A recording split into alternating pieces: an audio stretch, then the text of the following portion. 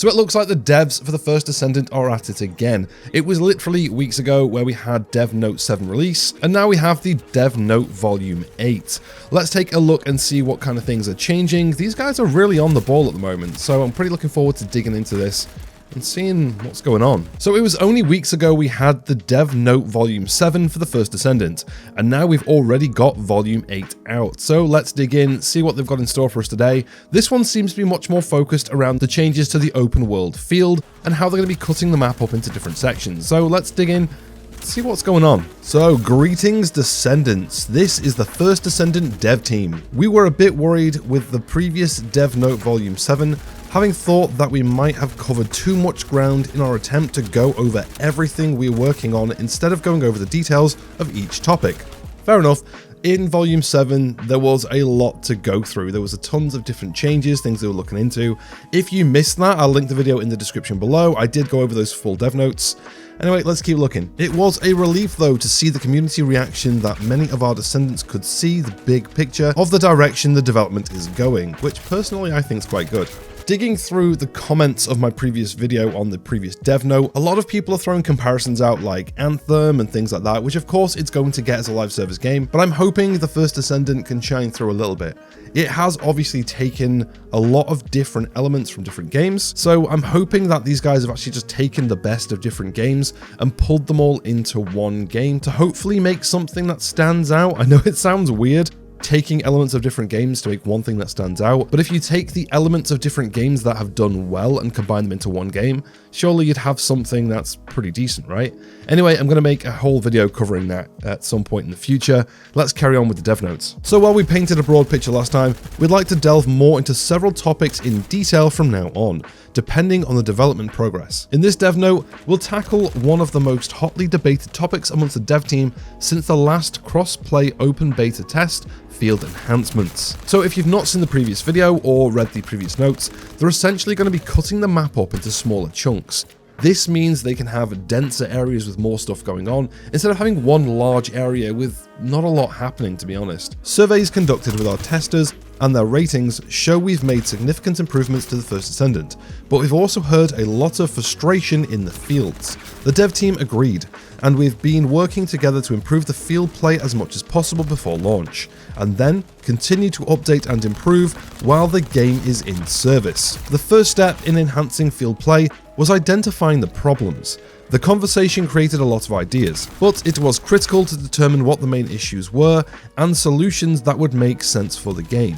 After some debate, the dev team identified the main issue as inconvenient co-op play and empty fields, which I have to agree with. The co-op thing I didn't really notice, but I don't know if I was paying a lot of attention in the beta, but the empty fields I did notice. There was a lot of running for nothing, and although the environments look great visually, they do look really good, it was empty, there wasn't a lot happening.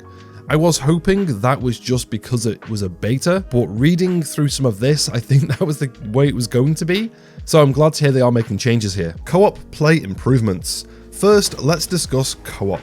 In the first Descendant, a single field is relatively big. However, with only 4 players entering this vast field, limited means to assist with co-op and the frequency of players engaging in missions, seamless co-op play was uneasy to achieve. During our conversations, we contemplated about increasing the number of participants per session, but we decided to put that on hold for the time being, given the path the first Descendant is taking and the comfortable play experience we want to provide. So, for the launch version, the dev team chose to shift the scale of a session to a zone within the field, known as a battlefield, rather than a wide field. And we're working on stimulating 4-player co-op on a battlefield by battlefield basis. Okay, cool. So we can see by looking at the map here, in the beta, this whole area would have been one large free roam area, which was fine, but like they're saying, it was empty, there was not a lot happening. So you might have a couple of missions, and when you have a mission, you'd spawn the enemies. Other than that, there was no roaming patrols, there was no world bosses, there was very little player interaction with there being 4 players in this massive zone. So what they're doing is they're going to cut it into smaller chunks, and I'm assuming we'll have loading screens in between. So each chunk will contain 4 players. Okay, that makes sense. Looking forward to seeing how that plays. I mean, to be honest, these areas are still pretty big, so I don't think it'll feel small. That was my concern last time when I read the previous notes. I thought they're going to be reducing the size of the areas, making it feel small, pokey, uncomfortable, but to be honest, no, these are actually still pretty big areas if I remember correctly. We're focused on making co-op play more fluent by improving our session matchmaking rules, introducing the option to request support during missions, and more. We'll be talking more about usability enhancements later in this note. Okay, cool. So you can also kind of call for backup, I like that. Field content enrichment. Now let's explore the enrichment to field play. During the last cross-play open beta test, one of the most common feedback we heard about the fields was that they were too static, and there wasn't any content to play unless you had a mission, which is correct. I mean, unless you were in a mission which automatically spawned enemies, there wasn't a lot happening in the world, so this is great. This wasn't our initial intention, and we've been reviewing the empty fields in two ways: adding and improving missions and adding more field content. We'll talk more about improvements to missions another time, but today we'll focus on new field content. These three look pretty funky. New content, encrypted vaults. Currently, the dev team is focusing on adding combat and out-of-combat content to the fields, with the latter dubbed encrypted vaults. These vaults are strewn around the battlefield, carrying information and resources that the Magisters have hidden away. Descendants will be able to locate and decrypt them using a simple minigame to gain rewards. As out-of-combat content, it will be a welcome change of pace between playing the fields. Okay, cool. So that's these guys. I'm assuming they're going to be hidden throughout the field. It looks like we've got 3 different rarities. I'd say kind of your basic, mid, and then whatever, epic type. And these are going to have lore, resources, things like that.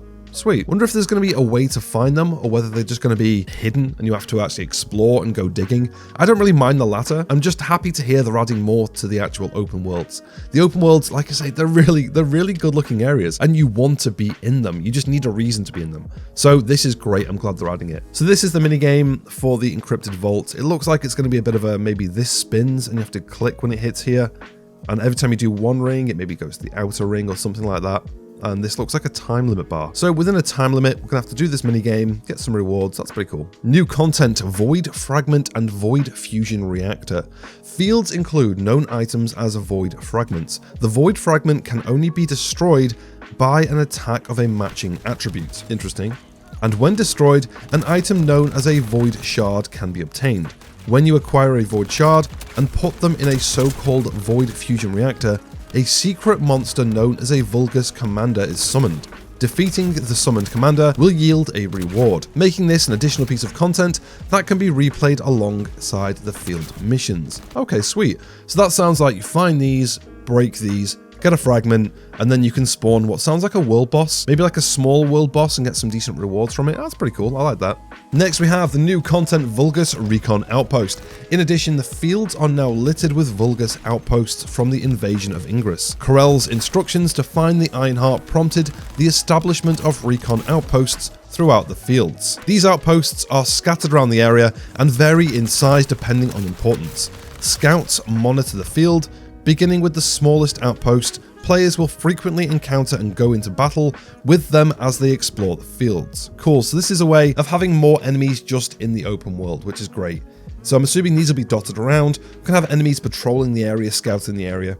Sweet, okay. The large outposts house massive power units to investigate the Ironheart and transmit battle data back to their base. Because of their significance, they are guarded by Vulgus garrisons. When a Descendant discovers an outpost, they are automatically assigned the mission to destroy it. Your objective is to eliminate the Vulgus station here and destroy the outpost, dealing a blow to Corral and the Vulgus Legion. Again, these just sound like a great way of having more enemies in the open world, which is great. The game really needs that. Are these different?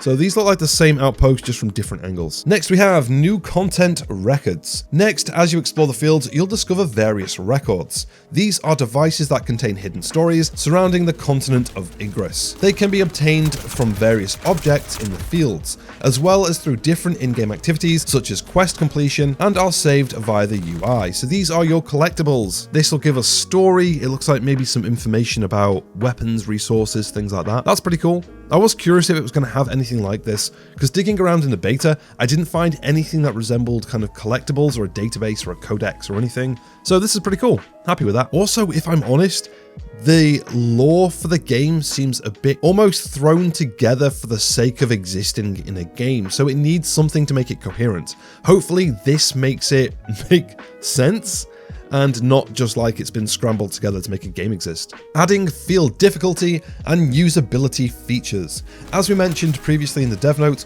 once you've completed the normal difficulty, you'll be able to switch to hard, which is quite the challenge. The new dungeons will also be available in normal and hard difficulty, which we'll go over in greater detail later. The hard difficulty in particular features a drop rotation system. Each battlefield includes a drop mechanism that changes on a regular basis, allowing players to identify and play in battlefields that drop items they might need. The drop rotation information will be detailed in the UI to ensure seamless gameplay and enjoyable item farming.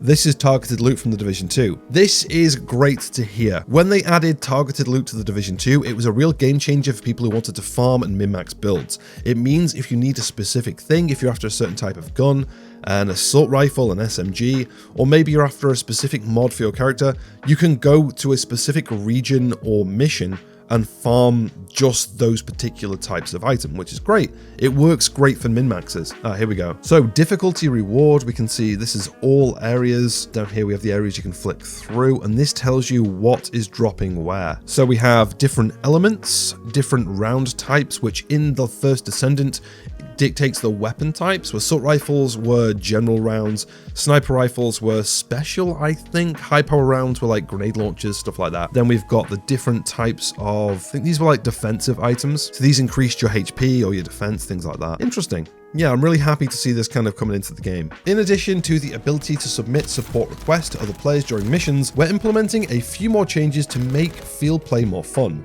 First of all, you can now change Descendants in non-Albion field camps, and we've also created new waypoints outside of regular camps to help replay missions much easier. That's cool, so you don't have to go all the way back to the main hub to change Descendant. You can just do it in the open world as long as you go to one of these camps. Neat. We can see here, this is the game menu, and you can click here. Is this a timer? Or is this an amount? That'd be interesting to know. So you click this, it counts down from 10, or do you just have 10 requests? Wrapping up, today we've elaborated on everything we can about what's coming to the field in the future. And while there's obviously a limit to how much we can explain in words and pictures, the team is anxious to share as much as possible in one form or the other. We'll talk more about areas that require additional work, such as mission enhancements next time, and we'd love to hear your feedback and thoughts so we can continue the conversation in future dev notes. We eagerly welcome your ongoing interest and feedback on the first Descendant, and finally we'd like to end this dev note by sharing the full map of the launch version we are now working on. Thank you. Sweet. So this is the full map. We've played a few of these areas in the beta. We've been to Kingston, we've been to Albion. We have been to another one. Was it the Vespers? I'm sure there were 3 different regions. So we've seen a few. Looking at these, I'm hoping these are larger than Albion and Kingston. These are like bigger areas. This also looks like another area up here. Interesting. And then down the bottom here, we have the Void Intercept battles, which are your giant colossal boss fights. Sweet. So that was a good dev note. It's nice to know there's a lot going on in the fields. They're adding more content to it, which is really something I needed. It was very quiet. And I've said it a few times, although they are very good looking areas, they were just dead. There was nothing going on. And that's what kind of really took away from the game. This means they're trying to pad things out. They're very aware of the fact it's a live service game, so they have ideas for the future as well as for launch. I'm looking forward to getting back into the open world, seeing how it plays with these new additions, seeing if it feels more alive, seeing if the areas being cut down makes them feel denser. No, I'm really looking forward to hearing more. I know it's coming out this summer. I don't know if there'll be another beta beforehand. They have made a lot of changes, so if they're not making another beta, I would be surprised. But yeah, no, I'm really excited for this. Is the first Descendant a game you're looking forward to? Let me know in the comments below. If you would like to read this for yourself, I'll link that in the description, along with the Dev Note 7 video I made the other week. And yeah, let me know how you're feeling about the first Descendant. If you enjoyed this video, give it a like, and don't forget to subscribe so you don't miss any future content. Have a great day, and I'll catch you in the next one.